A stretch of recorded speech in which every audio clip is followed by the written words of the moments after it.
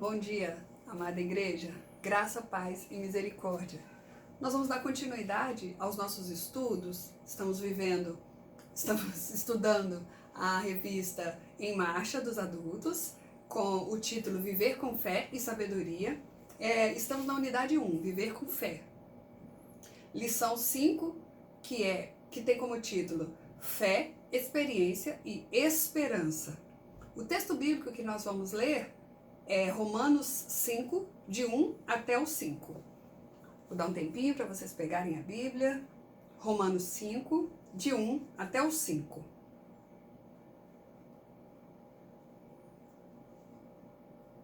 Vamos lá?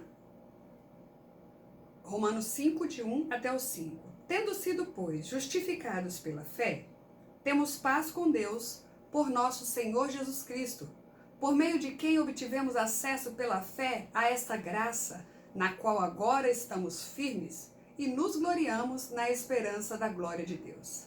Não só isso, mas também nos gloriamos nas tribulações, porque sabemos que a tribulação produz perseverança. A perseverança produz um caráter aprovado, e o caráter aprovado produz a esperança. E a esperança não nos decepciona, porque Deus derramou o seu amor em nossos corações por meio do Espírito Santo que Ele nos concedeu. Texto maravilhoso, né? Em Romanos 5, de 1 até o 5. Antes de iniciar, eu queria fazer uma pergunta. Você sabe qual que é a relação que existe entre a fé e a esperança? A gente cristão fala que a fé é a certeza das coisas que nós não vemos e a convicção daquilo que a gente espera. E falamos muitas vezes que a esperança, nossa esperança é no Senhor, nossa esperança é em Jesus. Mas qual a relação que existe entre essas duas? Dentro da palavra, nós vamos ver que, especialmente no Novo Testamento, a esperança está associada a dificuldades e paciência. Veja bem, meus irmãos, dificuldade e paciência. Porém, apesar de significar espera, não significa que é para a gente ficar inativo, parado, descansando, apático, esperando, né, ver o que vai acontecer. Não. Na palavra fala que viver com esperança é enfrentar as adversidades, crendo que dias melhores virão. Esse texto de Romanos foi escrito pelo apóstolo Paulo e ele fala que a esperança decorre da salvação em Cristo Jesus. Portanto, ele não fala de um simples ato de esperar, apático, mas ele fala da esperança cristã e atende como realização das promessas de Deus a Israel. Ele entende, sendo a realização das promessas de Deus a Israel. Essa esperança está firmemente fundamentada no ato divino da salvação em Jesus, em Cristo, vivendo no poder do Espírito Santo e movendo-se em direção à plena percepção dos propósitos de Deus. Então, Paulo tinha certeza que a esperança cristã está fundamentada naquilo que Deus nos prometeu. Quando ele escreveu essa carta, ele já era um cristão maduro, né? Ele já tinha experimentado o amor de Deus, o poder de Deus, bem como também tinha enfrentado tribulações provenientes da sua fé. Depois de discorrer sobre a ira de Deus nesse texto, neste livro também, ele vê a injustiça, a impureza humana, e ele também vê a salvação pela fé. Isso ele fala lá nos capítulos 3, no versículo 21, e no capítulo 4, versículo 25. Paulo, ao invés de nos dar um choque de desânimo, ao contrário, ele fala, essa é uma nova forma de viver, uma resposta para essa salvação que temos em Cristo. Paulo nos afirma que por meio da justificação em Jesus, nós temos paz com Deus. E que por meio da ressurreição de Jesus, nós temos a esperança de partilhar a glória divina. Isso é maravilhoso. A esperança cristã, conforme escreve o apóstolo, vem da experiência que o cristão tem com Deus. Diante das tribulações, ele tem a sua fé fortalecida, o que vai produzir perseverança. Assim diz Paulo, né, no versículo 3 e 4. Com base no que foi experimentado da graça de Deus, os cristãos têm esperança não só de viver a vida eterna, mas também a gente tem esperança de superar com perseveranças as lutas aqui da terra.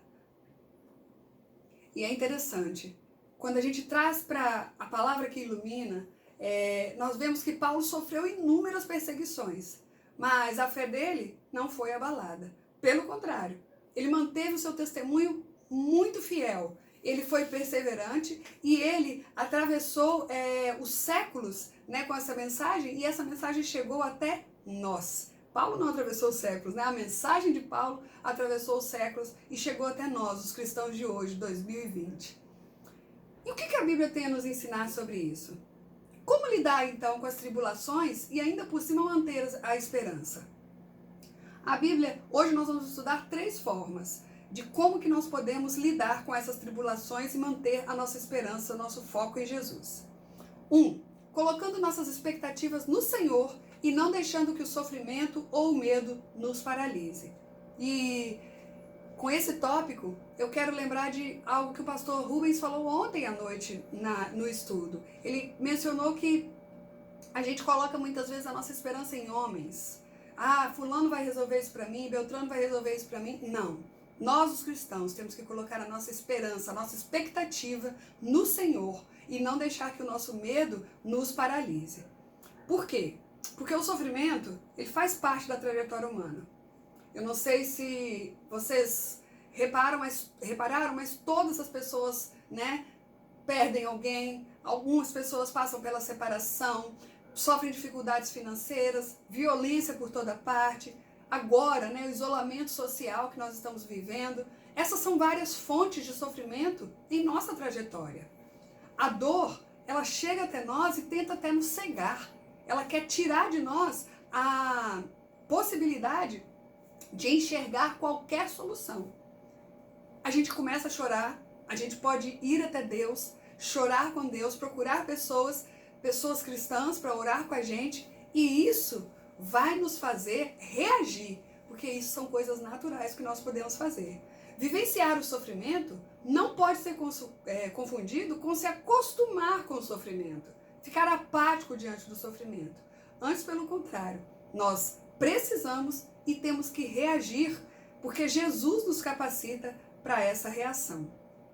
As tribulações não precisam ser um fim em si mesma, mas elas podem ser o caminho da perseverança. Então, se você deixar que a tribulação tome conta de você e você se torne apático, você vai ter problema, porque você não vai conseguir agir diante de algumas situações. Porém, se você colocar essa tribulação diante do Senhor, você vai seguir firme, confiado de que Ele vai te ajudar a resolver essa situação. As tribulações, elas podem minar a esperança na vida, mas a esperança em Cristo nos capacita a perseverar, agir e superar tais dificuldades. Quem espera em Deus se aquieta. Está escrito lá no Salmo 46, versículo 10. Aquietai-vos e sabei que eu sou Deus. Sou exaltado entre as nações. E isso nos faz lembrar que não é para a gente se paralisar diante das situações, das tribulações. Pelo contrário, perseverar, buscar sabedoria, priorizar agir com a vontade de Deus, sabendo da vontade de Deus. A partir das experiências de dor, de sofrimento, você tem que aproveitar para se tornar uma testemunha do amor e do poder e da graça de Deus. Outra lição, 2. Aprendendo a lidar com os sofrimentos advindos da nossa fé. Assim como aconteceu com o apóstolo Paulo, há sofrimentos que surgem de uma vivência cristã comprometida. A luta para não ceder às tentações, para manter a unidade na igreja, para testemunhar a Cristo em meio às injustiças. O fato de nós sermos alvos de ofensa e desprezo por conta da fé em Jesus são expressões desse sofrimento advindo da fé. A gente que é cristão tem sofrido vários ataques. Lógico, são situações que nós enfrentamos no nosso dia a dia por crermos na palavra, por acreditarmos em Jesus, e isso não é fácil. Mas a gente tem que aprender a lidar com esses sofrimentos que advêm da nossa fé. Isso nos fortalecerá para vencermos as tribulações. E por último, nós temos que trazer à memória os feitos do Senhor.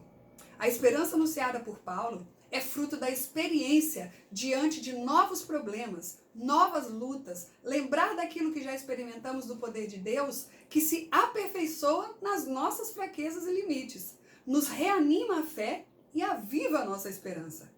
Jesus Cristo é o mesmo ontem, hoje e será eternamente. O seu amor não muda. O seu amor é infinito e ele sempre estará conosco. Assim diz a palavra dele em vários textos, em vários momentos. Então, o que a gente pode concluir? Que Cristo é a nossa esperança. Por isso, nós não nos paralisamos diante de um sofrimento. Antes, encontramos, por meio da fé, forças para superá-lo. A esperança cristã nos ajuda a celebrar a salvação, a superar a tribulação e a trabalhar na missão de mostrar ao mundo a fonte da nossa fé, a fonte da nossa esperança. Que a gente viva isso com muita certeza de que o nosso olhar está em Cristo, a nossa verdadeira esperança. Vamos orar? Senhor Deus, nós te agradecemos pela tua soberania. Nós te agradecemos pela tua majestade. Nós te agradecemos porque nesta grande pessoa que o Senhor se importa conosco. Se importa a ponto de mandar filhos e filhas, pastores e pastoras, para trazer mensagens ao nosso coração que vai nos animar, que vai nos fortalecer. E é isso que nós queremos te agradecer neste momento. Agradecer por esse estudo que nos fortalece a enfrentarmos as tribulações, sabendo que elas vão produzir em nós, sim, perseverança, e que a perseverança vai nos ajudar a continuar com a nossa esperança em Ti. Obrigada, Deus, por Teu amor e cuidado. Abençoa todos os nossos irmãos e irmãs, em nome de Jesus. Amém. Graça e paz.